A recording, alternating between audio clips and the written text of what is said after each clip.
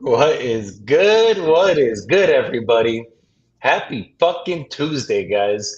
I hope you all are having a beautiful week or off to a good start to your week, crushing these goals. I know we definitely are.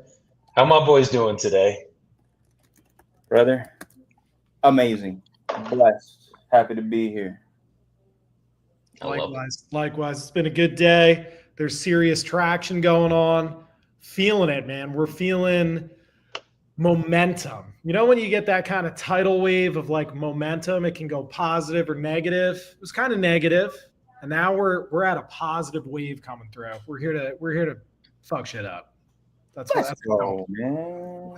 This is the shit I love to fucking hear. I'm Yeah, I think it's safe to say a positive wave has struck in us right now because things are going pretty good. We got I don't know, like fucking 5 to 6 walkthroughs this week already going on. That's Buyers of guys, I feel like since they dropped interest rates when I was away, and I come back and fuck, it's like the whole business just like flipped on its side in a good way, and things are just fucking rolling right now. So literally, $31,000, 500 oh no, $31,000 assignment fee that's signed today, contingent on a second walkthrough. Buyer is going to send his contractor there in 2 days. Really cool guy. He has a pretty cool strategy with how he does the business, so that'll be cool to see. But basically, he does owner finances. Once he takes it down, I'll fix him up a little bit. Owner finance it to another person, gets the cash flow, and he doesn't care what we make. He doesn't care too much. He just wants to make sure that the house is good as he thinks it is, and he's going to close on it. So, nice. God willing, all that goes well on Thursday. It's 48 hours to get in there. I'm going over there Thursday, and he's already sent a deposit tomorrow. So, Let's go. good start to the week. And we have a deal me and Nelson locked up in Pensacola that you guys saw get locked up on this live, I think. And this one we have two buyers right now. One person just made an offer sight unseen where we're going to make 10 grand. The other one is still at a higher price where we can make 30 grand. So we're just kind of waiting on that one. We have to do one walkthrough for this one. Sellers are super strict because they're old and sick and getting either Alzheimer or dementia. So we're basically just making sure that everything's good on that end, that we can get in there. We're going to set up a walkthrough for that, and God willing, everything will go good on that one, and we'll have some more assignments here shortly. Let's go. Do we have just because we're basically I mean we're starting a new month. It is November 4th at this time. Um, do you guys have like any projections of either assigned or not, but just projections of kind of where you guys are at so we can ensure that we're all kind of on the same page or on the same track to hit this 1 million under contract? Yep. So I'm going to add it all up. Right now, I'm projected. This is basically like if we assigned all of our deals right now, we have 119,623 in contracts that are sent to Dispo, which means we already have photos. We have 15,000 in ready to market that we basically just have to put up onto Investor Lift. We just got the photos of those, same thing. Or we're still getting photos, everything else. And then we have 80 to 50 on another one. Actually, this one is bigger than 8250. Hold on. What's Novation? 51,500 minus 35,000? Say it again. 51,500 minus 35,000. That's 15,150, right? 16, 16, 51,500 minus 35K? Yeah. 16.5. Okay. So instead of 82.5, we have 16.5. So in projected of what we can close out of the contracts we have right now, it's 151,123. Actually, fuck. There's still two more up here. Hold on. No, that's a good thing. Jordan, you adding up too? I'm gonna do a quick add up. Yeah. Do you have a property in Jennings, Missouri you sent through, Jordan? No. It says it came from you. So I gotta figure out Yeah. where that one came from. Yeah, hell yeah, that's mine. For sure I sent that, bro. No, I'm just playing. That's not me. I got nothing in Missouri. Let's see. We got 20 here. We'll call it 10, 30, 37.5. Dude, but this came from you. It has everything for your JV name in here. Where is it? Jennings, Missouri. Nah. When did that get submitted? Yesterday? Question mark? Question mark? Jordan's I did- locking up deals you don't even remember? No, I did send in a deal yesterday, but it was in St. Louis. Hold on, this is all no right now. Oh yeah, no, this was St. Louis. I don't know why it's coming up as Jennings. Like that's one. Oh, Jennings, Missouri. Yeah, that's close to St. Louis. Yes. Outskirts. That's me. Rollins, we'll call it 10K 47. By the way, it's misery, not Missouri. All right, I got about 57K in the pipeline being marketed to buyers. Really, St. Louis. We're waiting on one assignment right now, waiting for Dispo team to send that out for signatures. It'll be a $7,500 deal. And then I just locked up a contract in Atlanta this morning on acquisitions, newly lead. And I think we should be able to pull 20 off that one for sure. It's a maybe more. ARV is like 360, and I'm under contract at 260. And this dude he's been living there and remodeling it, and it's almost done. So I'm thinking 280 is what we'll put it out at, but we might throw it up at 290, 295 just to see what offers come in at. So including that new one, we're sitting at about 80K that we are marketing on Dispo, ready to assign. Love it. Yeah. Gotten 3 new contracts in the past 3 business days. Let's go. I'm at conservatively 135 projected right now, and we got a couple others in the pipeline. So shooting for, I don't know your guys' magic number. If we're dividing this by 3, we want to be at conservatively 333,000 each UC by December 31st. So yes, cake. I think we're all, based off everything that's going on. I think we're all really. We got freaking basically almost 2 full months left. Like this is good shit. Justin Stabner said, "Show a nipple, divide by 4, count the boy in." Justin, we got to get you up on this live, my brother. That's a crazy ass comment, bro. You're one nipple. One request away. Justin said, "Don't play with the motherfucking coalition." Let's get it, boys. Tell him. So Ross was asking too. He said, "Are they novations, Ross?" We don't have any novations going right now. These are all cash. Okay, gotcha. It's fire. Oh, Justin wants to pop in right now, brother. I'll bring you up right now. Send me. I have your email. We're bringing Justin Stamper up here, guys. Let's have some fun. Come on, Justin. Let's do it. Get it, baby. All right, hold on. Hold on. All right, wait 1 second. I got some calls. I'm about to make 2 to get some fucking shit going. Yeah, I got some people to call too. All right, we handled that. All right, Justin, check your inbox. You got an invite to the StreamYard. Let's go. Come on with it, Justin. Bringing a surprise guest in tonight. I don't even think Jordan Ross knows who Justin is because Ross was with us. I know who Justin is. I never met him though. Well, yeah, I watched him with you on, I think it was the Boiler Room a while back.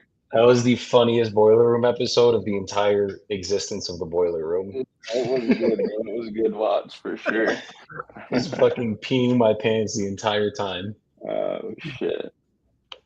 Let's All get right, it, let's see what's going on in the conversation list. All right, let me go. Where is my meeting? I told this guy I was going to call him in a little bit now. Where's this guy?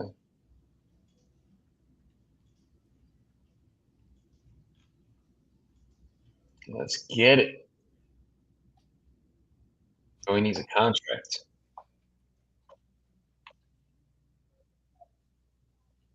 So we did lock up a contract on Monday, guys, and it was a land deal. I locked it up for $1,000, and I like once we re-underwrote it, got more information about it. I was like, "Fuck, I don't know if we'll be able to move this one." Started marketing it today. We're already getting some positive feedback on it. So I'm like, Hell yeah. probably gonna pop a little 5K spread on her, but I mean, Dude, 5K is 5K. oh fuck, Mhm. iPhone won't let Justin in. Stream doesn't do iOS. Yeah, Justin, if you could hop on the computer, I think that's the only way to get in on StreamYard for some reason. Unless he has like the StreamYard have an app, unless he goes down that road. But These are things we don't know. just don't know. You don't know what you don't know. We can look it up. Very tough.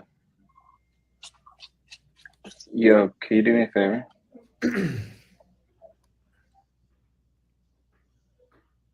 Nice. I love it. Oh, he's can't, baby. I'm traveling. Endeavor on iPhone.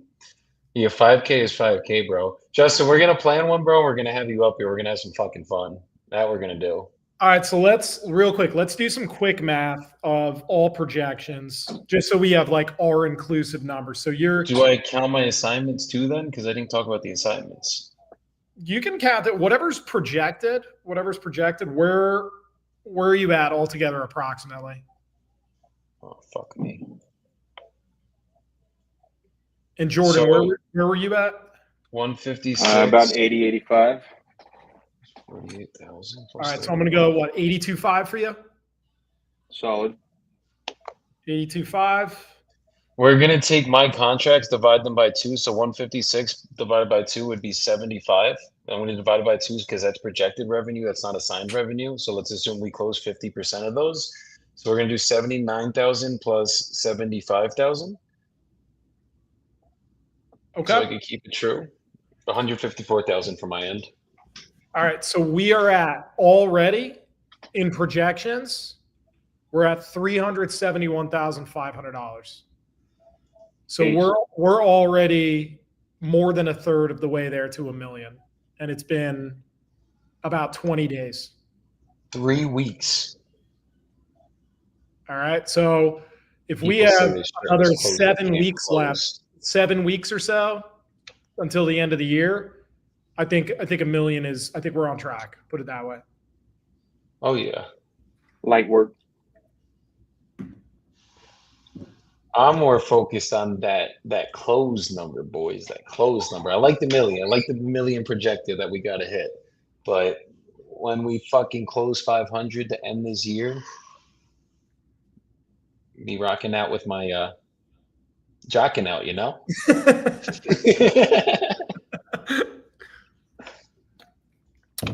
That's what we're really gonna be doing.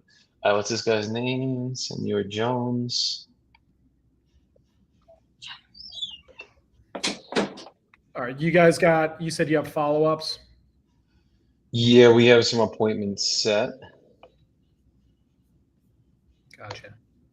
All right, fuck. I gotta reset the lead connector app. Sometimes it be fucking up. Lead connector, go high level. Fix it, please. You're fucking with my money right now. It fucks with my emotions. Don't be getting all emotional, bro. I'm trying not to, okay? Rick, what? What the? Tristan, I am absolutely using Fuse AI right now. Got the whole coalition on it, baby. Come on. The whole coalition and the fucking appointments have been getting set like a motherfucker. I think this week so far, I'll tell you guys my appointments in a second.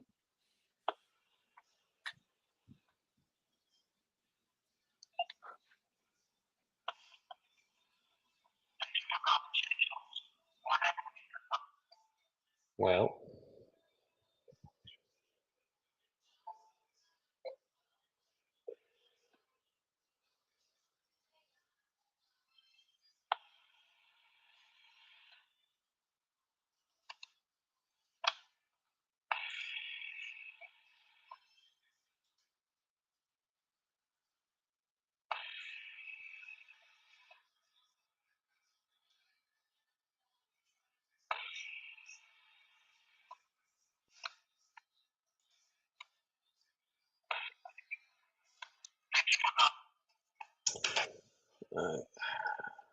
appreciate the value of the lot.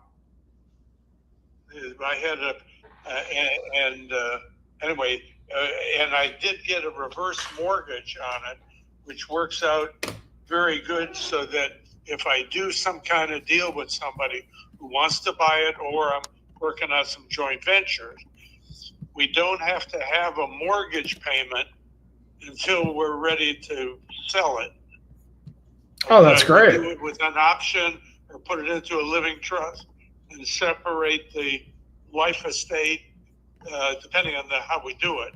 Okay. So the appraisal was during the hurricane, which took me 7 months.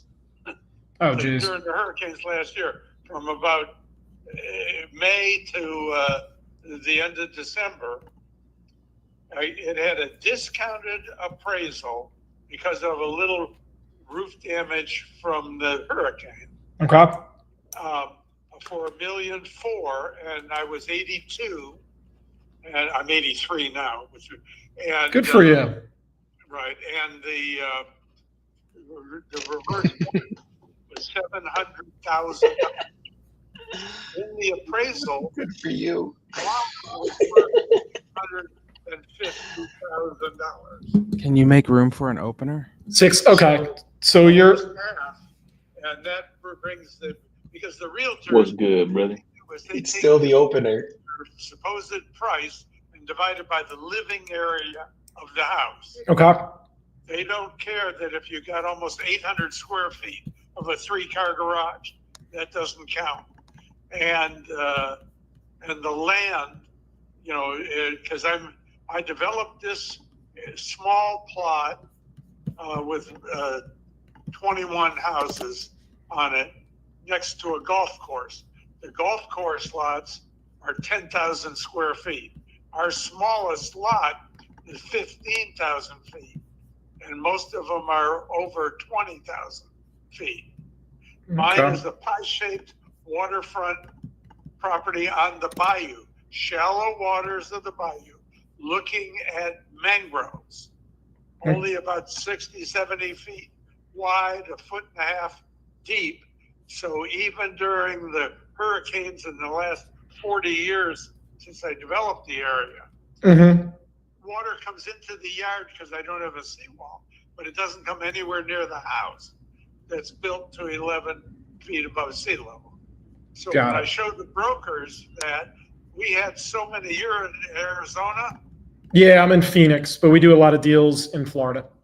Okay, well, if you know anything about the people that got creamed by the floods, some of them haven't even finished a year ago from the second hurricane, third hurricane, but we had 1 tropical storm and 2 hurricanes. And they haven't even finished their house, or they got caught in what we call the 50% rule here in Florida, where you can't get a building permit if your damage exceeded 50% of their assessed value of the house. Okay. So what's the story with yours? Do you fall into that category or not? No, I just had a little bit of wind damage. I have 2 atriums. One of them has an area going all the way through the roof. Wait, you said you have two atriums? 2, 1 big one and 1 small one. I think my high school had 2 atriums. Yeah. and I've got trees in the atrium that I brought in 5-gallon buckets from Home Depot, and then when they got taller, I had to take out the screen enclosure. Okay. My wife liked them. So I've got these 40, 50-foot trees that are blossoming over the house that make my electric bills less than other houses of this size. Gotcha. So would you say compared to the other properties on the block, yours is one of the bigger ones? No. Well, okay, on the water, most of the houses are 2,500 to 4,000 square feet. Okay. On the interior non-water front lots. I built mine, which is 5,100 and over 5,100. Yeah, 5156 I'm looking at right now. Yeah, on a pie-shaped lot with 200 feet on the frontage. Okay. And then next to me, on the south, is a 3-story that I built in the Pareto Homes back in 1985. When we had 18% mortgages. Wow. That's 5,300 feet. Okay. The lot is deeper, but not as much waterfront. And they put in a seawall and a dock and a little floating dock with a cover. Yeah, I'm kind of taking a look at the overhead right now, seeing exactly right. what you got going on. They can take their boat all the way along Park Street and out by the VA and out to the Gulf of America, Gulf of Mexico. That's right. And there's room to put a dock, a little dock on my property. I don't have a dock or a swimming pool. There's room on the south side of my house to even build a mother-in-law apartment. Right. And if somebody wanted to live in the main house and they built a mother-in-law apartment and I moved in there and they're in their 50s, we could keep the reverse mortgage in place by putting it into a living trust. Gotcha. Where we segregate the life estate and they have the remainder interest. So that's the type of thing. I'm an old elder law attorney and a real estate broker. Okay, yeah, I was gonna say you sound like you definitely know what you're doing compared to the normal people that I talk to every day. Right. So the ideal target for this is somebody 50, 60 years old who got their house creamed in the storms and didn't want to stay there. Right. And they can have a nice private waterfront property. You can't see into the houses next door. The lot is over 60% of an acre. Okay.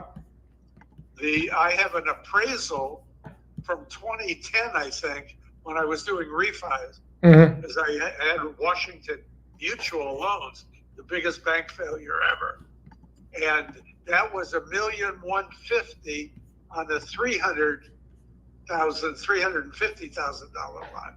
Now the lot's worth $650,000, and there's room to build. Okay. And the house needs some repairs.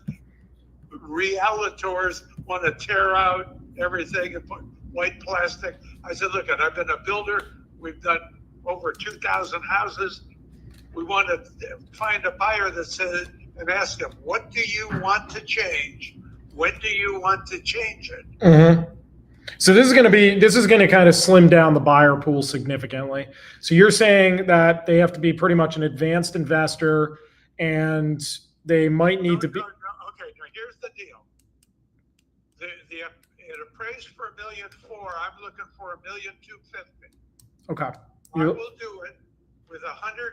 Are you a cash buyer or flipper or what? We do everything, and if the deal doesn't work out for us, we send it to our private money people. We have builders, developers. We do literally everything. It just wherever the numbers make sense. This would be good because wait here. I want to. When you just mentioned building, 2 doors north of me, which is just outside of our subdivision, on these real deep lots. If you're looking at the aerial, they go all the way up to Burning Tree Drive. Right. One of the builder friends had a 7,300 square foot, 3-story house. He had one lot and then a vacant lot, and he started selling it before the hurricane at $2,700,000, and then during the hurricane he lowered it to $2,400,000. Ended up selling it way after the hurricane for about $2,100,000, $2,200,000, but not the lot. The $700,000 for the separate lot. Then 2 doors to the north of me, in my subdivision, there's a house that's almost 8,000 square feet on 3 of the lots, 2.5 acres. Okay. And that has a tennis court and a pool, and that has not been on the market since they finished it 20 some years ago. But that house is worth $2.5 million at least. Okay. So it's on 2.5 acres. Of course, yeah, that changes the game a lot. Yeah, I'm kind of taking a look around. There's not really too many comps. Obviously, the bigger the houses get, the buyer pool's a lot smaller, and they do take a little bit of time. Okay, I will tell you, here's my shtick on the sale. Okay. By the way, I'm very active with the real estate investment groups all over the country. Nice. Seminars on reverse mortgage. In fact, I'm showing people how to do reverse mortgages on rental property. That's awesome. Creating a living trust, give them a life estate. You can own it. You can do it on a single family, duplex, triplex, or fourplex. But anyway, beautiful. I'm looking. Here's my deal. What you got? $1,250,000, $150,000 as an option deposit directly to me, not an escrow, and then we can leave the reverse mortgage in place. It'll keep growing, but they don't have to pay it off till they go to flip it, and then I can put it into a living trust in the meanwhile to avoid probate if I die. But I give them control of the property. I need a couple months to move out, and I can find another place, or I'll take another house and trade. Like, do you have any other houses here on the west side of Pinellas? We can, if you gave me your specific criteria, I can connect you with one of our team members. So or if you have people that have rentals and I move into one of their rental houses, or a duplex, triplex, or fourplex, and they can get a reverse mortgage on that, and I'll just be a tenant, but I can supervise and get it where they can get a reverse mortgage with no payment. Example, let's say somebody has a triplex and it's worth $800,000. okay. They still owe $200,000. Mm-hmm. Okay. We put it into a living trust. I get the life estate. We apply for a reverse mortgage. If it's $800,000, we'll get over $400,000. And that'll pay off their $200,000, give them $200,000 in cash. And they'll have income from me and the other two rentals. Okay. So I could do that because I don't need to own the place, or if they have something they want to sell, I can take it and I'll flip it or use it. Okay. Mm-hmm. That could be single family, duplex, triplex. I would even prefer a fourplex, because then I could do my own reverse mortgage in there. Okay. Pay them some of the cash. But anyway, at $1,250,000, and the mortgage now is gone from $700,000 to about $760,000. Okay. It closed in December, January. All right. So real quick, kind of taking a look at this and kind of taking a look at the area. Likely, this would need some sort of custom high-end flipper to come in. Well, it could be a user. Could be a user. Could be a user. We just have to look at. We have to look at. Wait, here's what I teach people as an elder law attorney. You got a 50-year-old doctor or business person. And they got a 75-year-old mother, Mm-hmm. father. Okay, you go into a bigger house, get rid of your other one, move them in, and get a new reverse mortgage based on their ages. Got it. Then there's no mortgage payment, and you're using the money. If they're selling a $600,000 house, they'll have money even after paying off their mortgage, and their folks, wherever they're living, they'll have equity. Mm-hmm. So they could end up owning this house, modifying it, splitting up. My master bedroom suite is 1,200 square feet. That's the size of a small house. It is. Okay. Then I've got and it's equivalent to 3 bedrooms. And then I've got a 2-bedroom, 1-bath wing, and a 1-bedroom, 1-bath wing, a giant kitchen, laundry room, giant family room. It's rated as 5-bedroom, 5 bath with a fraction, like 5.1, 5.1. Got it. Because of all the fixtures. Of course. Now, real quick, if someone came in, let's say it's not a user, right? Let's keep it real simple, because That's right. the simpler we keep it, the bigger the buyer pool. Okay. $150,000 down. 150K down, and then you're looking for 1.25 over the course of what? No, we'll figure out what my spread is now, and I can take that in the form of other property or even mortgages on other property. If they have keepers and they've got a lot of, I can take for the rest of it. So if I get $150,000 down, do you have something to write on? Yeah, I've been writing down almost everything you're saying over here. All right, do $1,250,000, and right now the mortgage is 700, and it's called it 750. Okay. The reverse mortgage. The reverse mortgage. Right. It'll be growing, but just like instead of you getting one of your lenders and charging you 10 to 12% for the money, it's already in place and it's just growing. Got it. Okay. So now, so what is that in equity? So I'm subtracting the 750, or am I? Subtract the 750 from the $1,250,000. Yeah, you're at. Give me one sec. Trigger the equity first. You're at half a mil. Half a mil. Okay, give me $150,000 down.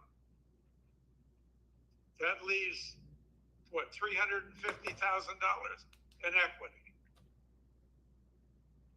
right? Approximately, yeah. Okay, now we can do that by taking other properties in exchange, or or mortgages. Now, let's say they have a bunch of other houses that are almost free and clear. So if I took a total of 350 in first mortgages at maybe a 70% loan to value ratio, and do it with it could be a 30-year amortization with a 5-year balloon. Got it. That way, they're using the current properties. They're putting 150 cash plus whatever they want to spend in fixing the place now.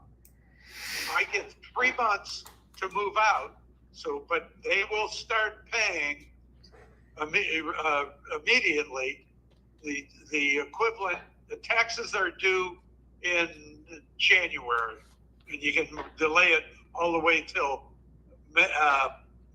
March, the end of March. Okay. So, and then what's your mortgage monthly, all in PITI? The mortgage monthly payment is zero. Zero. So the reverse mortgage, because I'm not totally familiar with them. So the reverse mortgage. Okay. The reverse mortgage would stay in place until they close, but they have to, I'm moving out temporarily. Okay. So it still stays in place. So it would be interest accruing. That's going to be their problem when they go pay it off. The real estate taxes are due in January through March. My real estate taxes, because in Florida, when you're homestead, there's a credit against the real estate tax, and there's a 3% cap that it can't go up more than 3% per year of the assessment. Okay. Whereas if you bought a property, I built this 40 years ago, and 41 years ago, and my taxes are $9,600, $9,700 a year. Whereas the guy next door he was the third owner of my 5,100 square foot 3-story brick colonial. He bought it over 4 years ago, probably 5 years ago, for $1,450,000 or $1,450,150, Okay. something like that. And his taxes are probably $25,000. Yeah, so you're getting a big break. You're under 10K a year for taxes. That's completely reasonable. The biggest thing is people coming in just coming in with 150K because most people want to put down as little as possible. When it's less than 10% of the value. I get it. But when we get up to these larger value homes, do you get what I'm saying? Like it's up to these. It's up to the. Less than 10% of the value. I get that. I'm in total agreement with you. I'm just saying when they look at 150,000, they're looking at, do I want one massive property or am I going to take on 6 other projects and which one's going to yield me more return on investment? Does that make sense? This is a high class area that didn't flood. That's awesome. That's great. Okay. So that's going to be a great selling point. I think the hardest thing is the buyer is going to be really, really specific, and the pool is going to be small, which works against us. But if we can find the perfect buyer, Yeah, but if I'm willing to take another property and trade or mortgages on the property and keep the cash down, so let's say that they put $200,000 into improvements, okay. and the house would be worth $1.7 million. Do you think it would be 200,000? I mean, you got 5,156 square feet, and if they're going to be doing high end, do you think it might be? They're going to think like a realtor, let them fuck themselves. No, I'm just saying. No, I'm just saying cost of high end material and bathrooms and like marble floors and all that. Somebody could spend less than $100,000 just to get it all fixed up, not decent, and wait if they're going to live in it. And wait until later when the interest rates go down and the appraisals go up again. Because even though all of these storms are way, way out on the east side, way out on the Atlantic, and we're having the least hurricane season we've had in 30 years. Right. After last year with the one tropical storm and 2 major hurricanes, this area, everything's depressed. Yeah, absolutely. Have you now? Let me ask you this: have you gotten any offers or any sort of like I have several cash offers between 900,000 and $1.1 million, but a lot of them were wholesalers. Okay. I wanted you to sign a silly goddamn piece of paper.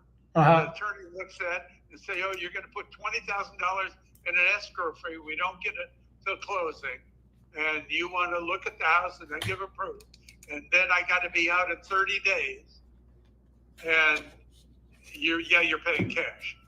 So because my wife, what it is I'm 83. My wife passed away 4.5 years ago. I haven't moved any of her stuff. I'm sorry to hear about your wife. I appreciate it. I just been sitting in a goddamn palace by myself in 3 different rooms.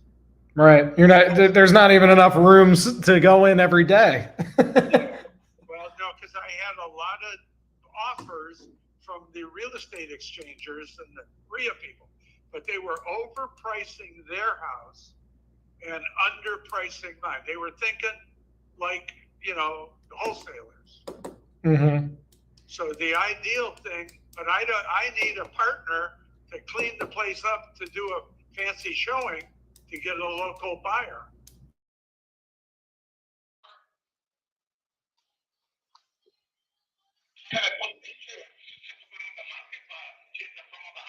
Why didn't she take pictures? And hold on. Give me 1 second, brother. Okay. You don't get why she wouldn't put pictures up, especially if it's in pretty good condition. Like sometimes they won't put pictures up if the thing's in terrible condition. That makes sense because they don't want to like scare people away. But if it's in good condition, like you're saying, I don't understand why she wouldn't put the pictures up. That's weird.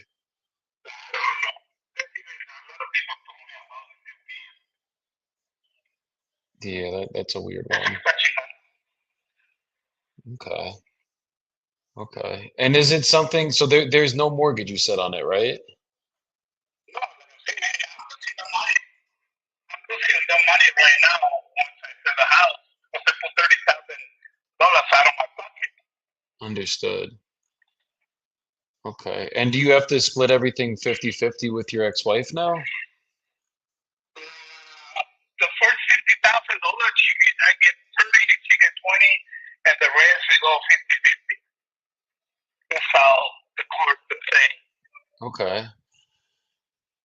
Is it something like looking at the numbers here? I'm gonna make you an offer. I gotta just like really dive deep here. But if I'm gonna do it straight cash, or if you're gonna sell it to any investor straight cash, it's definitely gonna have to be lower than the 285 because that's basically straight retail value. That's what an end buyer would pay for it if it was listed, and then you would have to pay out the commission. Is it something that you're negotiable off that price if we could get this done cash and get you guys a fair number for it? If you give me a fair number, I take it. If you're not, you know. Can I hear it now before you say it so that I know? No, just messing with you, Yeah, brother. because sometimes the house, they think the house is sitting on the block. It's a real house. Yeah. No, I'm seeing You know? that. Um, is it something that, because basically if I did it cash, we're obviously going to be at a lower number, but is it something that you would be open to maybe me if I made monthly payments to you and your ex-wife, would that be an option if I could get you more money out of No, it? because she wants the cash. Mm. She wants the cash. So it's up to you. You would take the monthly payments, but because she just wants the cash, she would not even entertain it, even if the payments made sense to her. Yeah, because yeah. What do you know what she's gonna do with the cash? Is she gonna like buy another property or something?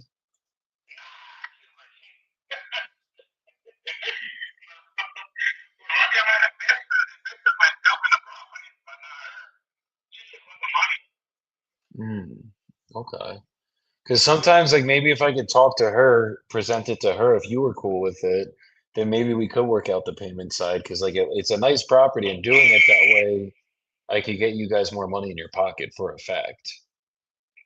Yeah, the only people what they can do is just get her money out of the way, and the rest of the money I can get payments myself. Okay, so Depends on how many payments we can do. so if she was open to doing it, basically she would take a down payment, or she would if we could buy her out of it, then you would be open to doing the rest in payments. Probably we can talk about that. Okay. You know?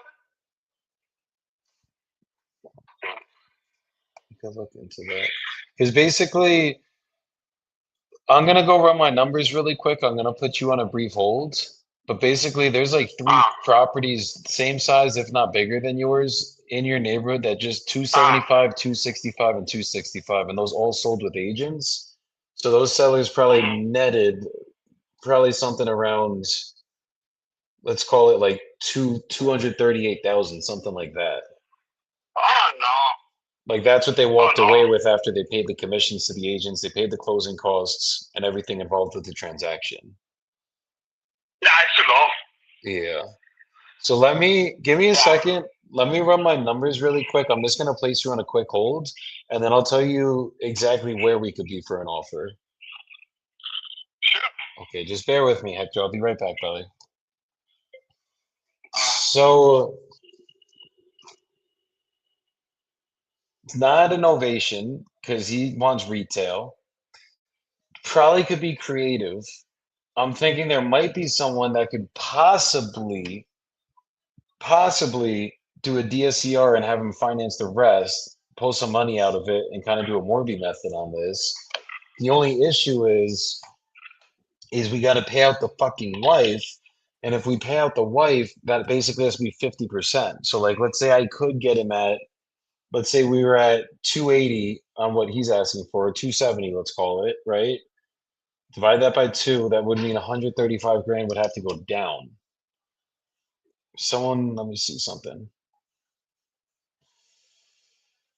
275 is what I think this would appraise at. Okay, let's call it 265 to be safe. Yeah, it's gonna be too tight on that way because it's 185 is what they could pull out of it. So somebody got a mortgage for 185. We're trying to get creative on them tonight, guys. This is what we're doing here. He's willing to take payments. The wife wants her money in cash. Exactly. So if I can convince the wife maybe to take some of it in payments, like basically if we did a Morby method where somebody basically pulled out a loan for 185 down, right? The only thing is we'd have to wrap his payments, and that's where the issue might come in because it's basically 11, give or take 1100 a month PITI. And then the question is what could this rent for? 2800 though. Fuck. So if I'm at, let's say I was at Put the address in 275 the private. divided by 2, that's 137 divided by 360. I could even give him some interest. Yeah, this might work, bro. This might fucking work.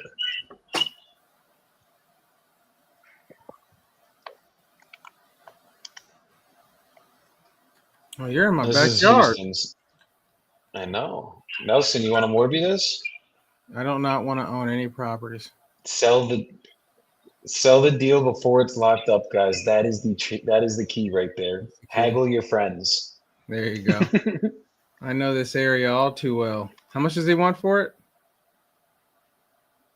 He wants 285. It's like if it was gonna sell on the market, it probably would sell for like 265, 265, 275. But I mean, he does have a bigger one though. Yeah, probably like 265, 275. So if it's worth 275, right? Let's say somebody could pull out the SCR loans.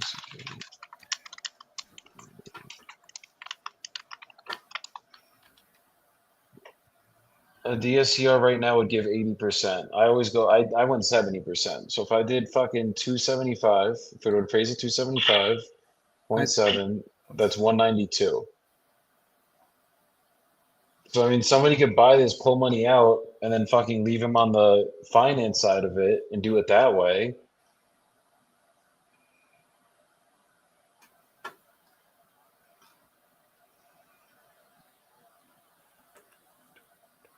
They'd be able to pull out about 135, 57 grand. They would be able to take out of it, which that would be cool. He's willing to finance it, but the question is fucking. I think 50% down is just too much. Always.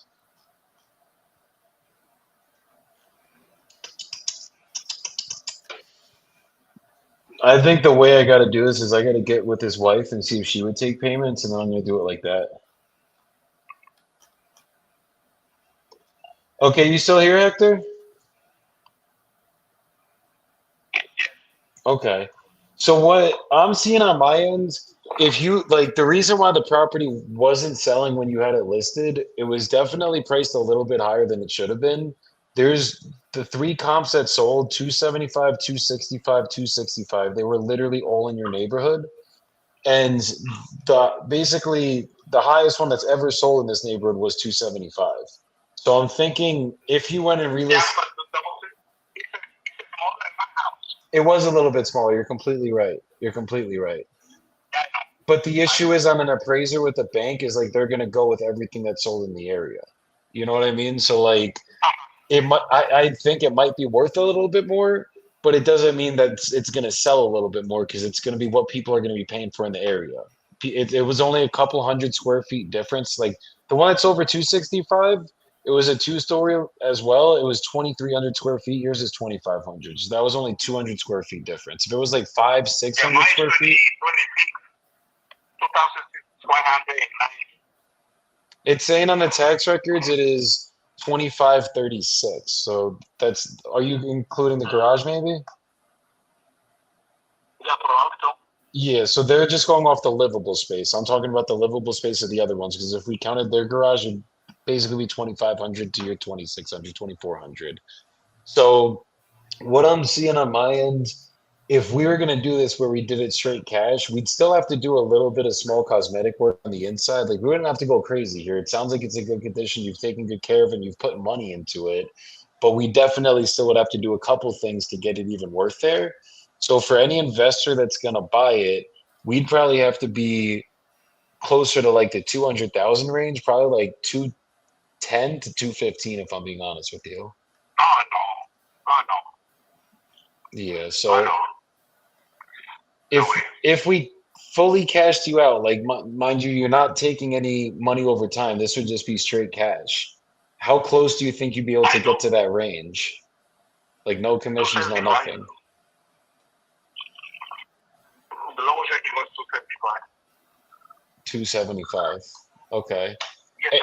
And if you can end up selling it for 275, because if I'm like you probably could sell it on the market for the 275 to have somebody come live in it. But if you can end up getting it cash, what is going to be the next plan from there? For you? Okay, and is it like a time thing with the court? Like, do you have to sell it in a certain amount of time, or do they not care when you sell it? What does that look like?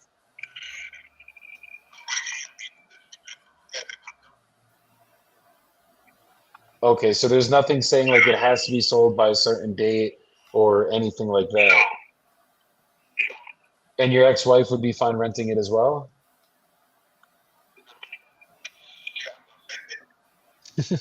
Understood.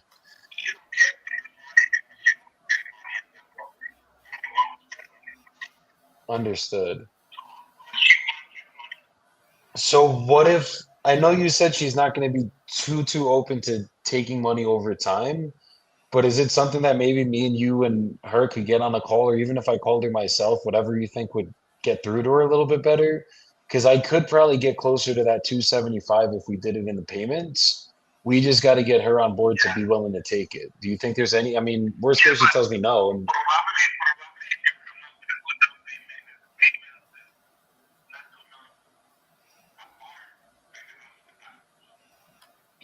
down payment, okay. Well, what would that look like for you?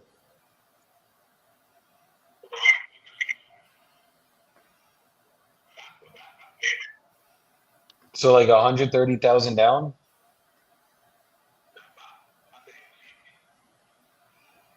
Okay. I mean, what's more important to the two of you? Is so I it give the money to her, because then she's bought out of it?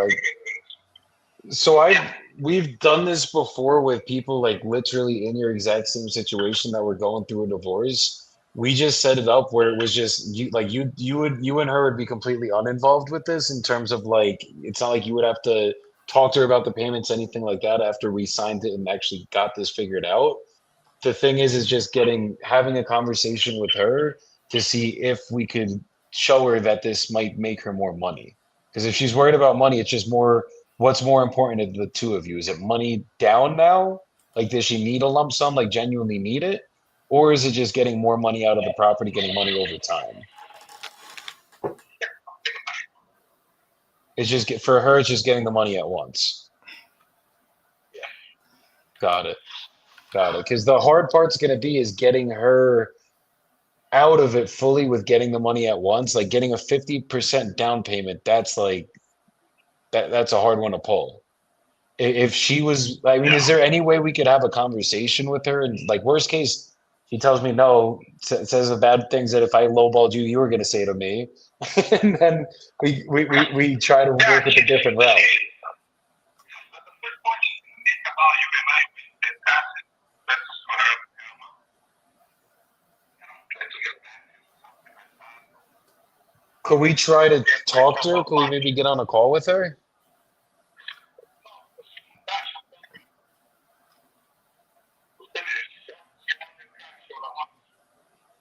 Has she been offered it before then, I'm guessing?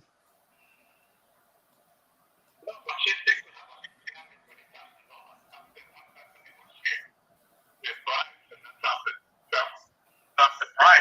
What she wants, we have a 20,000. That's what she wants. Okay. I mean,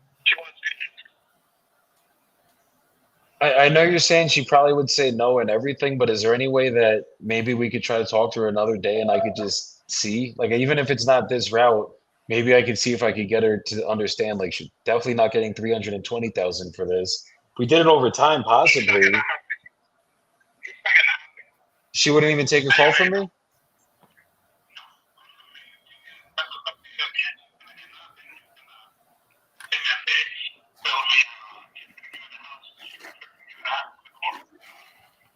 Really? So she would prefer nothing than Yeah.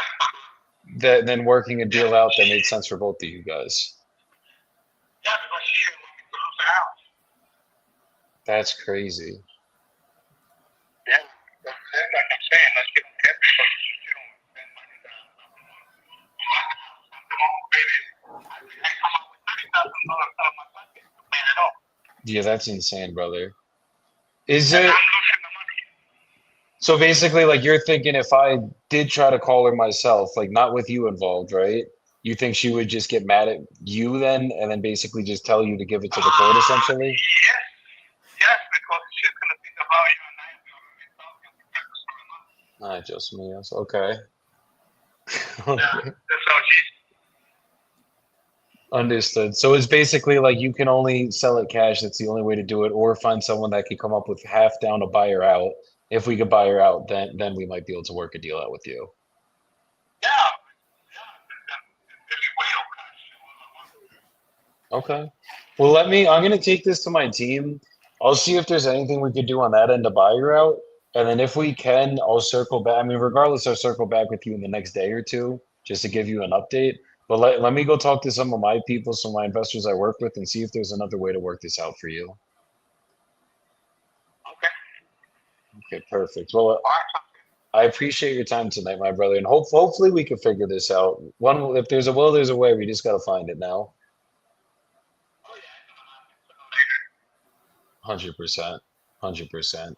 So I'll keep you posted, my brother. And worst case, like absolute worst case, my friend is a very good realtor in Houston, and he will take pictures of the house and make sure that like it actually gets sold. He's freaking young, hungry, and ready to go.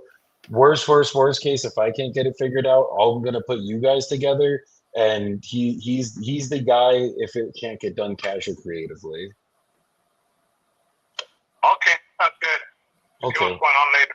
Okay, perfect. So Bye-bye. we'll be in touch, Hector. You take care, brother. Have a good night. That's fine. We tried.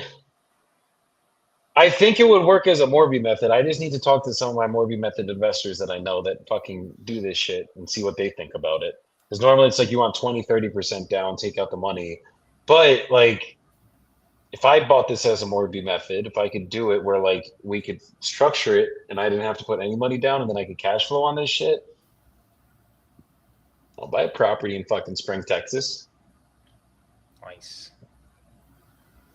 Because like mind you, I don't have to put 50% down like of cash. I just need to find a lender that will do it for me. So we'll see. We'll see what we could do. Maybe bring it up. Is he going? He's going through a divorce. He's going through a divorce, and he's down to taking in payments. Divorce leads, I think, I don't know if I want to say they're the worst, but they're usually never, there's one party not making it easy. That's for sure. I know. Yeah, that's Oh, the one party can kill the entire thing, especially if they're doing it on purpose. They're doing it maliciously. Which a lot and of it's them, funny because at the beginning I asked him, I'm about to cut you off, Russ. At the beginning I asked him, like, fucking, are you guys good? Like, are you guys on amicable terms? And he's like, yeah, no, we're really good. I'm like, cool. So you guys be on a phone call together? Yeah, man. I'm like, okay. So I tried to get her on, wouldn't get on. I was like, let's just take him through the process, see what we could do. And then you see how at the end we uncover the real pain sometimes, guys? Like, oh yeah, buyers are liars and sellers are worse. So like they just bottle everything up, and then like I feel like sometimes like even if you're really good at building rapport and you're really good at asking quality questions and layered questions, the more calls they get just awesome at this. It's like another day, another talking to an investor, another guy I can try to get up as high as possible. But when their back is against the wall, they finally have that speak now or forever hold your peace, because you might be the only way he's going to get this done. Maybe he's only talked to only inexperienced investors, you know? Most So, people hear that and they're like, nah, dude, like 285, not a lead, not a deal, moving on to the next one. But it's like, bro, this is a pretty nice property in a nice part of Texas. It's Nelson, how's Spring, It's not a Texas? bad area. I'm very familiar with it, and it probably if it's cleaned up and doing decent, it probably does sell for 320. If you leave it, there sitting long enough. But so 275, it's not the best price for it, but obviously our job is to hook it up. And like you said, you got a real estate investor friend, right? So if anything, you could send it off to him. Maybe he gets it sold and you get a nice little kickback. But like I think what Ross said, this is a lead that you put in the follow-up and you just keep, because she'll eventually want some money better than no money. And then, if he hasn't sold it and you keep following up, where That's the really money's what at. it is. it's just trying to get, it's trying to get her on the phone. Like the hardest part is like you have his goals, your goals, and now you have her goals. And you have to find this like, Alignment. you're walking this fucking tightrope. And if one of their goals is way too far left field, it'll never make it happen. It'll never make sense. And they're like, well, I can't do it then. And then the whole thing's just fucking dead until reality kicks in, which might take 6 months, a year, 3 years. Like, But I want to be there when it happens, right? Like I want to be the one that they finally do come to their senses. Wife will take, maybe he's saying she wants 100% down, right? Like she wants fucking all of it at once. Dude, if I could get her to take like 50% down of her shit, that now we're talking, I'm only like 25% down on the entire deal. Now we have a fucking better deal we're looking at, where as long as they don't start bringing up the bad word of the I word, interest, ugh, then ugh, then, gross. then we might have something to work with, right? Yeah. So it's just looking at stuff like that. Jordan's probably sitting here like, fuck you right now, Joey. How are you telling him fucking 50% down when you just told me no to $27,000 down on your deal? No. Trying to figure out a situation with this buyer. I'm gonna have to call him. What happened? I finally got the seller to sign this extension and get us access to the property. He would not give us access. Had to commit to Yeah. $1,500 EMD. Blah blah blah blah blah. Tell the buyer. He's like, yeah. Now I actually need 4 extra days on the inspection period so I can get multiple buyers in there. I was like, bro. Buyers? So yeah. So we're not. So you're daisy chaining me. We're not doing that. And if you're doing that, you're putting $1,500 down, and it's non-refundable. That's it, bro. That's it. That's You get one crazy. inspection. Yeah, it is crazy. So That's crazy. we're gonna have to call Mr. Javed and get a little jersey on him. You know what I'm saying? Let's go. Show them how we do it out there in Utah, the Salt Lake. Get a little Utah on him and break out the Book of Mormon. Be like, sir, I'd like to read you a scripture. Yo, you will not. Jordan, if you do that, I don't know what I'll do. We got to make a bet on that. You got to do that. Jordan, look at that fucking sunset, Ross. God damn. Dude, AZ sunsets are no joke, bro. I know. nice. I mean, I got my nice lights behind me, but like the mountains are too high to fully see the sunset here. Like they're nice here, but like you don't get that. Yeah, it's pretty cool. This side, like the South Mountains out there. So you got the mountain straight ahead, you got sunrise to your left, and then you got sunsets to your right if you're on the balcony. That's fire. That's motivation to wake up before the sun rises. Every day. I always wake up confused. It's pitch black. I'm like, is this like the 2 a.m. piss or the 1:30 a.m. piss, or is the day starting? Where do I have to fucking go? Yeah, that drives me crazy, bro. You see, Yeah. my thing now is I wake up once the sun's risen. So like I don't set an alarm, guys. I'm a fucking lunatic with this. But if I wake up and the sun's not out, I'm like, fuck. Like I wanted to sleep through the goddamn night. If I wake up and the sun's out, I'm like, all right, we're good. I could go. I can wake up now. Yo, did you, speaking of risen, did you guys hear? Christ has Hmm? risen. Yeah. Yeah. Just had to throw that out there. Little dad joke. That's your I love word me a on the good dad street. joke. You, my Jewish self didn't get it. Oh my gosh, that's criminal. Good times. Good times. Oh fuck! All right, I got a guy I got to call back now. Let me find this conversation.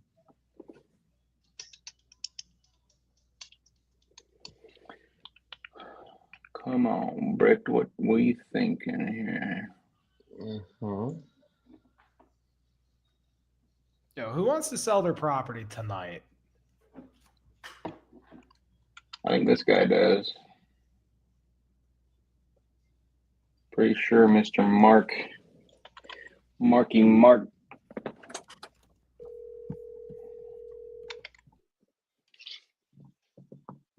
All right, let's call this guy. I have no idea where he came from. This is a Boston guy. Okay, let's see. Boston.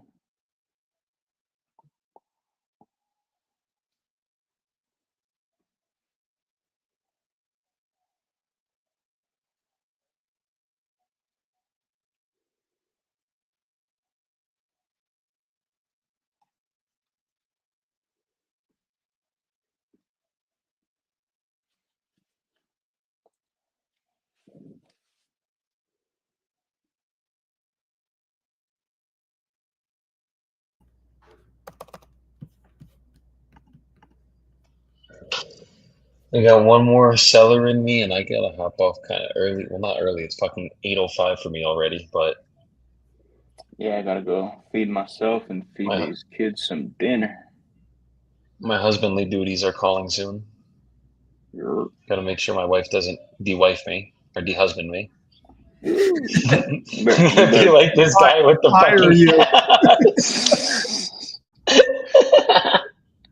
bit of brotherly Oh advice. Make fuck! sure you take that hat off before you walk back out and give her a hug, okay? I'm just playing. It's a sexy hat, baby. This It guy got a wants little crushed in the 140. closet, but we're good. Can't tell. So that hat recently came out of the closet, huh? With some crust on it? Yeah. What happened there, man? A little confused. Oh, you're not the only thing that's confused. Oh my fucking Jesus, come on. Yeah, you ever heard that saying back in the day where they would Yeah, tell people like, "Yo, get bent." It's like an old yeah, school. It's like a lot. 1980s, 1990s. Get bent. That's exactly what Joey's brim did. Oh my god. Oh boy. Got him. Caught me. Get him. Where we at? Where we at? ERV, we're gonna say, what's it? Yeah, I'm gonna call my dude as well. I think. Nope, this guy's not selling his house anymore, so to stop texting him. My bad.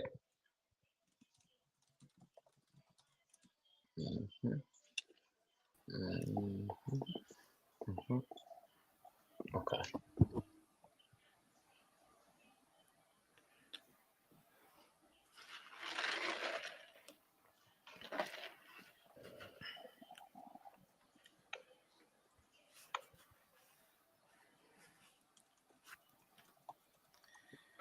All right. You see my name, Joey? What name? My name. Looking for first deal?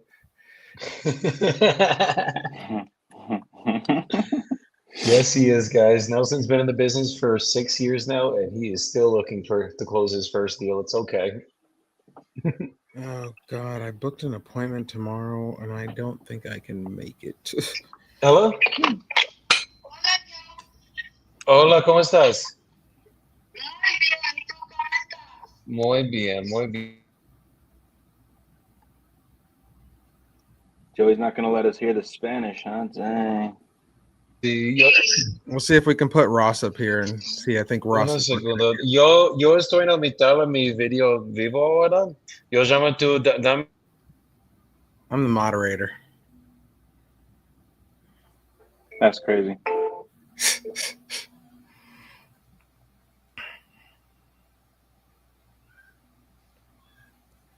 Are you working on something? Yeah, that wasn't a lead. That was someone community-wise.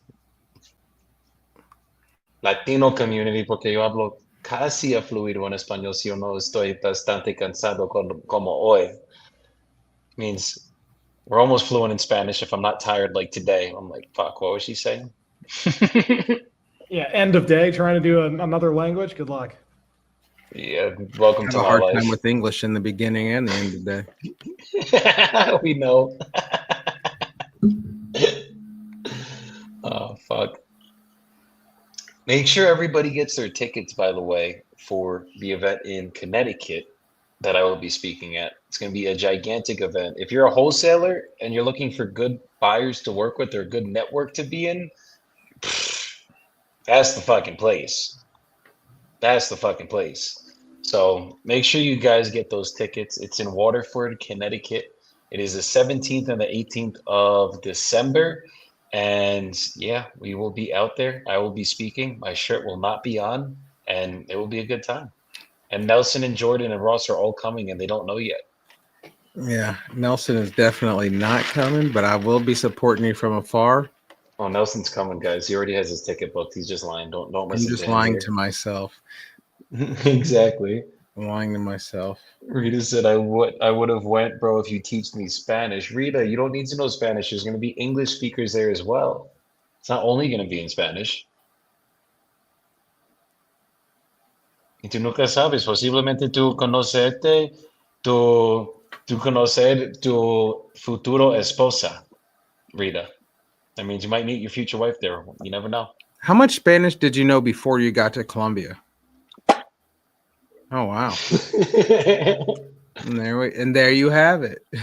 No, I was learning for like 3 years on Duolingo, like literally knew like hola and adios and rico and listo, but I didn't know anything more than that. Like I knew very bare minimum basics. Yeah. Hell yeah, bro. Does Ross have a seller on the phone and he's muted?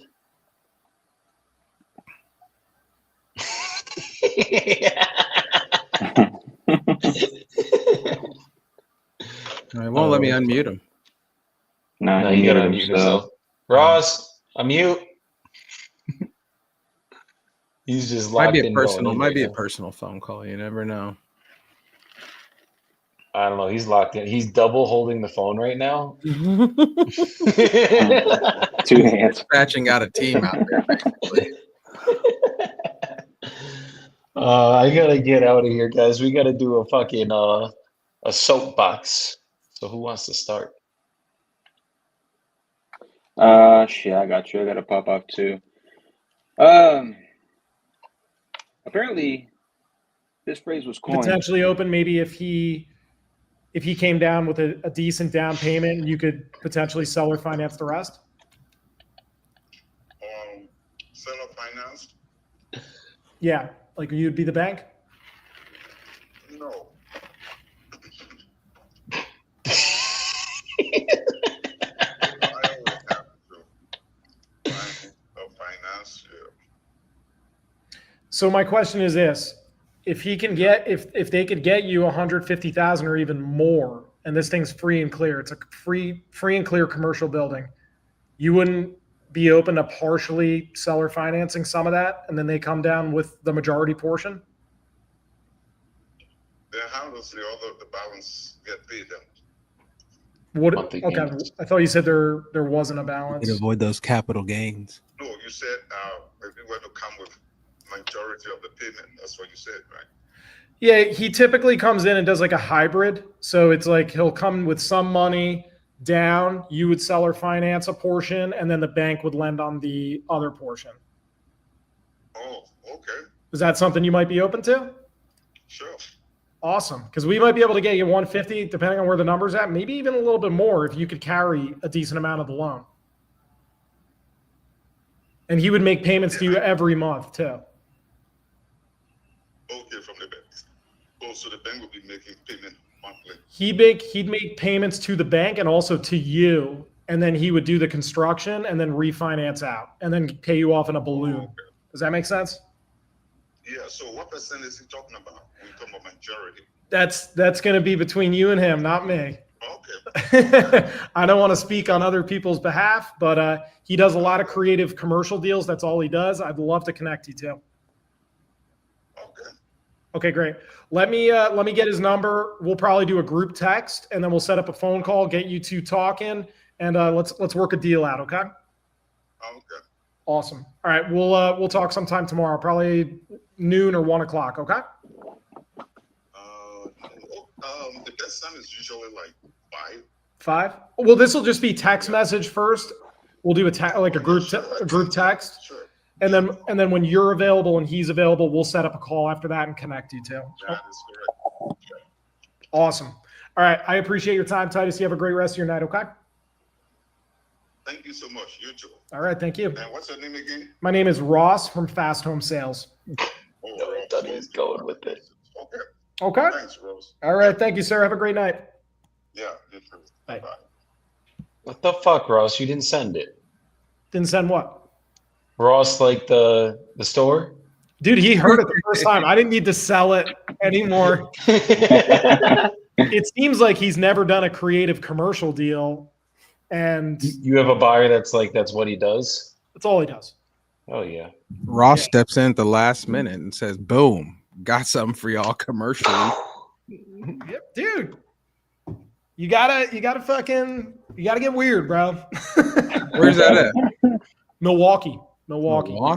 Good market. Looks like it was a in real life. corner store, but I'm seeing apartments to the left and right that are built up higher. So there could be a mixed use building kind of deal, retail on bottom, apartments up top, but How much is he asking for the whole thing? 150.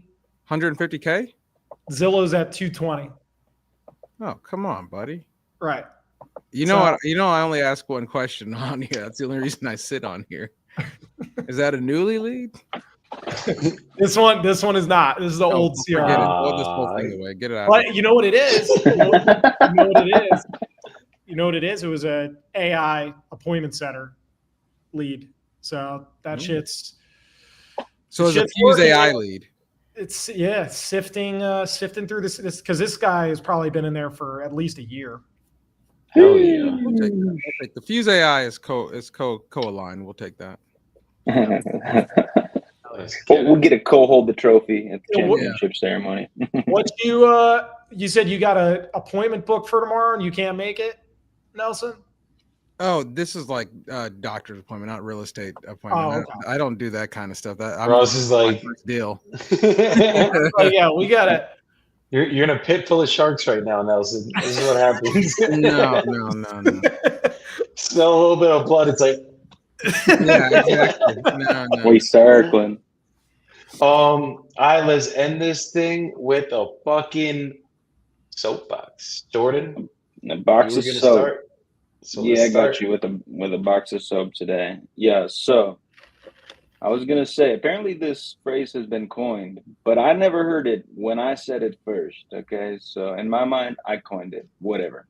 Unimportant. The phrase is proximity is power. I was thinking about this the past couple of days, and right, we're in the Wholesale Collective community. Newly's got a community. These are on school. The Wholesale Collective has a Discord. I've been spending some time in with some of the community members. I was in there all day today, just kind of shooting the shit, making calls with the people in there. They're making calls. Then I get up on here. I get on this call with Mr. Ross and the shirtless man and Mr. looking for his first deal. And right, my environment right now is just so full of people who are aligned with my goals and my vision and my destination for myself as an entrepreneur. And I've realized that this proximity, for me personally, has been crucial for my growth over the past 6 months, because it's been holding me accountable in a way that's different than a friend calling you and being like, hey, did you do this morning? Right.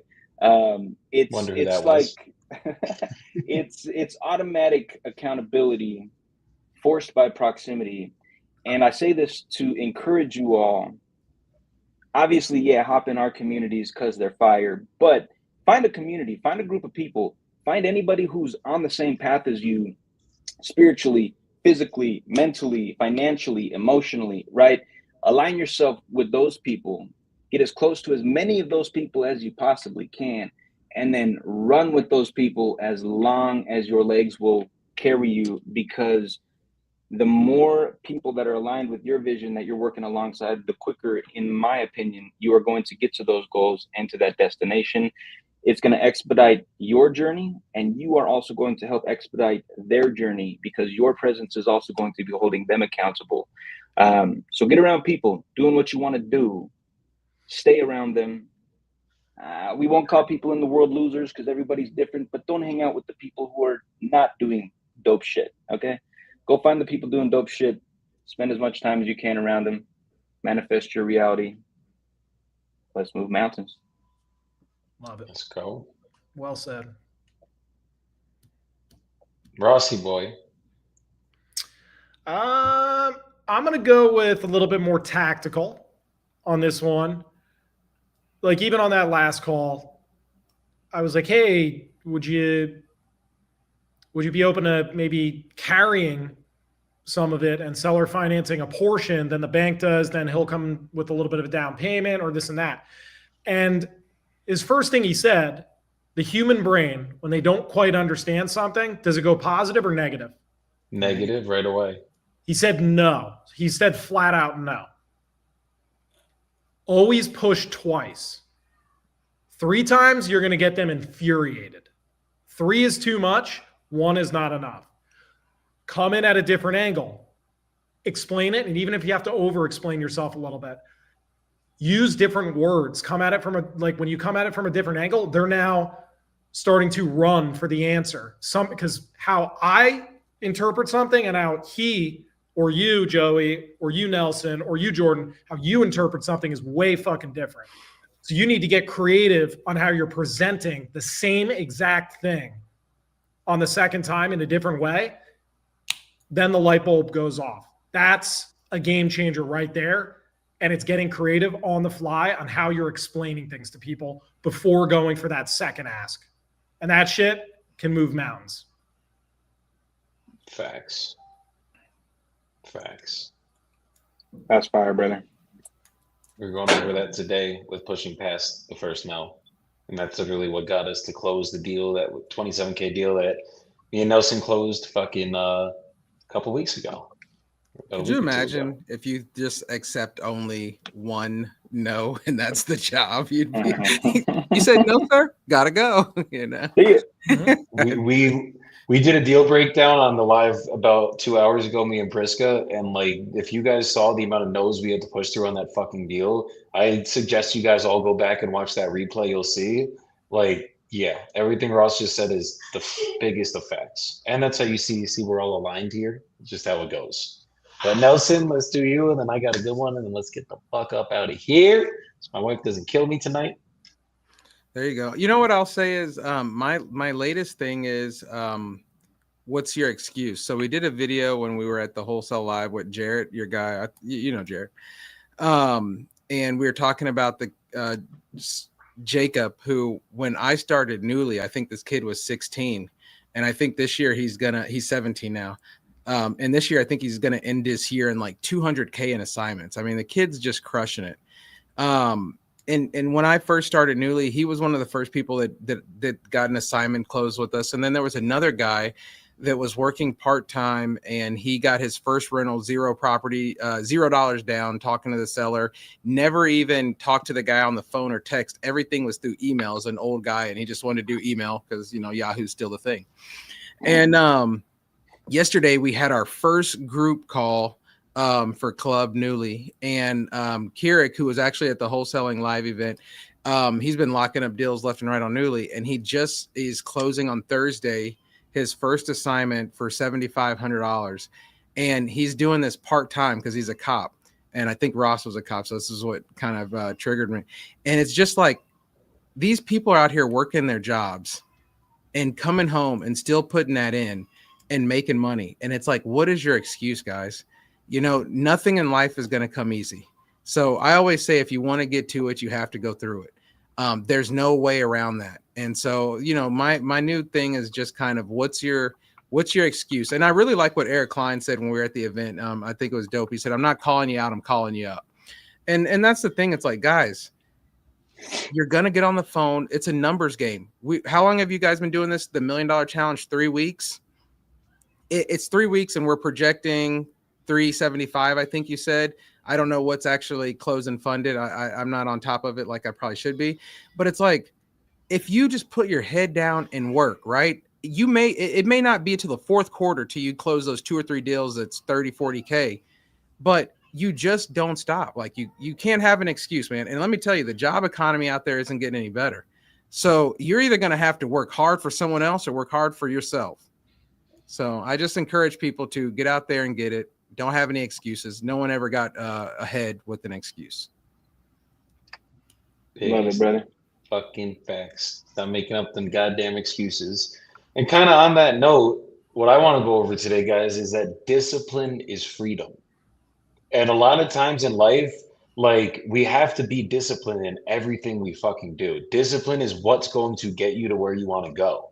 But a lot of times people hear that word discipline and they think you're actually losing freedom. It's like, you got to wake up early. You got to meditate. You got to go to the gym. You got to read. You got to fucking pray. You got to make sure your SOPs are tight on your business. You got to make sure that fucking, like, your team is following a set system, everything. And I've had people tell me in the past that, like, oh, it's getting too corporate here, shit like that. And it's like, yeah, no shit it is, because we're running a business. And it's like, it's actually going to set us all free when we have the discipline, when everybody does what they say they're going to do, when everybody actually like is organized. Because if you don't have discipline and it's like, yeah, I'll wake up when I want, I'll fucking go to the gym when I want, what ends up happening is you fucking are behind your schedule to start the day, which means that now you have to rush to get shit done. You're probably fucking fat or like out of shape or in terrible shape or not jacked or not in good shape because you're missing the gym because you say you're going to go, but you don't fucking go, because it's like, it's not a set thing. It's not a non-negotiable. And it's like, the opposite of that is like, okay, don't go to the gym. You get overweight, you get out of shape, you get unhealthy, and then you might have health issues, right? Like, that's the reality. Fuck the looks. The looks are irrelevant, guys. What's really irrelevant is, like, do you have health every single day? You don't have SOPs in your business, and you're just running by the seam of your seat, whatever the expression is. I can't never fucking say it. Pants. But pants, and seam of your pants. There you go.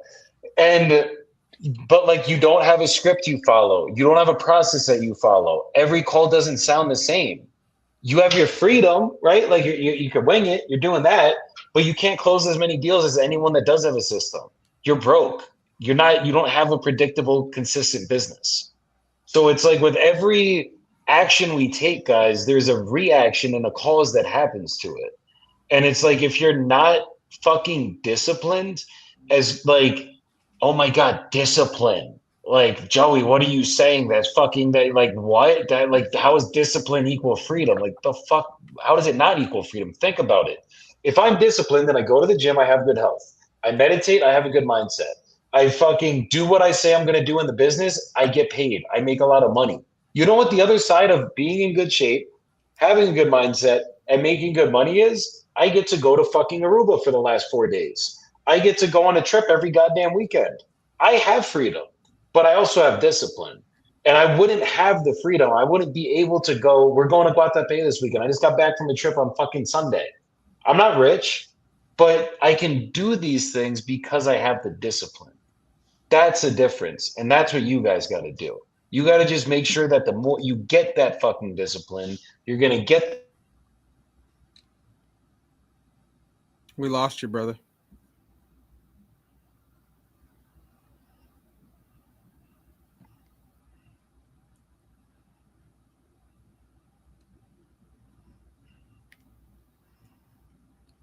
Ayo.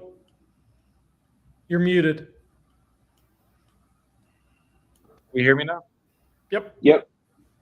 Here we go. Fucking AirPods died because we've been on the phones all day. But that is what having discipline is gonna do, guys. It's gonna set you guys free. It's gonna make you be able to do things that you've always wanted to do. But the opposite side of that is you're not gonna be free. You're gonna be a slave to everything that you're fucking doing. You're gonna not be have the energy to be able to do fun things if you're not in good shape and all the negatives that come from it. So make sure you guys have some fucking discipline. Make sure that you guys are just like every day just get 1% better. You don't have to be perfect, but you got to get 1% better every day. I made Jordan get his ass up and go to the motherfucking gym this morning, and I know he fucking hated me for it when he woke up and did it, but after he was done with that workout, I really felt fucking good. And it's like those little things, it's like when I say it, it sucks. Like no one wants to be that guy to be like, Jordan, you got to go to the fucking gym this morning. Tomorrow you got to go again. Next day you got to go. But when we can hold each other to that high standard, and we can be disciplined with each other, hold each other accountable. I mean, fuck. Like Jordan's lost 30 fucking 9 pounds in the last couple of weeks, in the last 2 months. Like that's fucking discipline. That's a difference. And it's like that shit happens and guess what? Now he can look down and he's like, I'm fucking free, baby. You take your head off, you do whatever the fuck I want to do, and you're probably feeling better for it. So it's like that discipline is going to create freedom. That's what we got to focus on. I'll end on that. Love it. And Joey, brother. Joey, just real quick, certain people get turned off by the word discipline. Like I'm one of them because it just gets thrown all over the place now. It's all over social media. It's just tossed around. So you either start getting either angry by it or desensitized by it. But if you just break it down, it's literally daily, consistent, prioritized action. Every day is fucking Groundhog's Day. If you just rinse and repeat the same shit every day and you prioritize the actions you're taking, the results come. That's it. Daily, consistent, prioritized action. That's it. There's no rocket science. It's boring, similar shit every day. And that's what success is. I always say that people don't like 100 certains.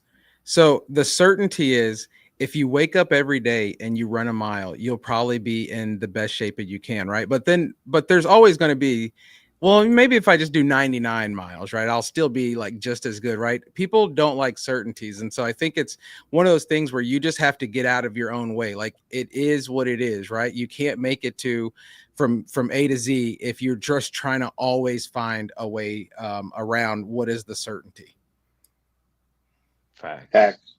Fucking levels to this shit. That's how it goes. So stop running away from the work. Stop running away from the discipline and just create the daily habits. You guys will be good. That's what's going to get you guys to where you need to go. It's the doing the little things right. Everyone thinks it's this fancy fucking shit. It's like, oh my God, like I'm just going to get that one closing style. I'm going to be able to close everybody. Like, brother, sister, it don't work that way.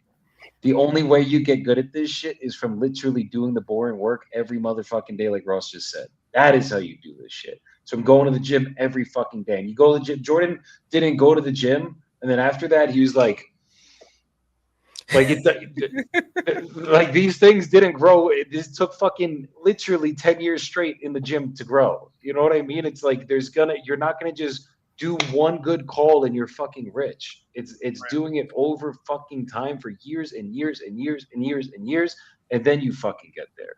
It works with sports, it works with business, it works with life, it works with every motherfucking aspect of life, guys. So make sure you guys just get your fucking discipline together. Get your shit together. Read the book Extreme Ownership, Jocko Willink, Lee Fat B. My whole team just finished it. Amazing fucking book. That's the second to last chapter of the fucking book.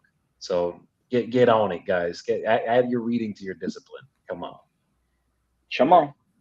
Ready, fire, aim. Cash. Ready, fire, aim. That's it, man. Do and just think later. Figure it out. Pivot. That's how it goes. You got to be decisive. That's another chapter of the book. But we'll get into all the chapters as we get through these. So many chapters. But hell yeah, guys. Thanks for coming up tonight. Always a good time with y'all. Everybody else, go have a good rest of your night. Go crush your fucking goals. Go get your goddamn discipline in order. And I will see you guys back here on Thursday. Peace the fuck out, y'all. Later. Later, y'all.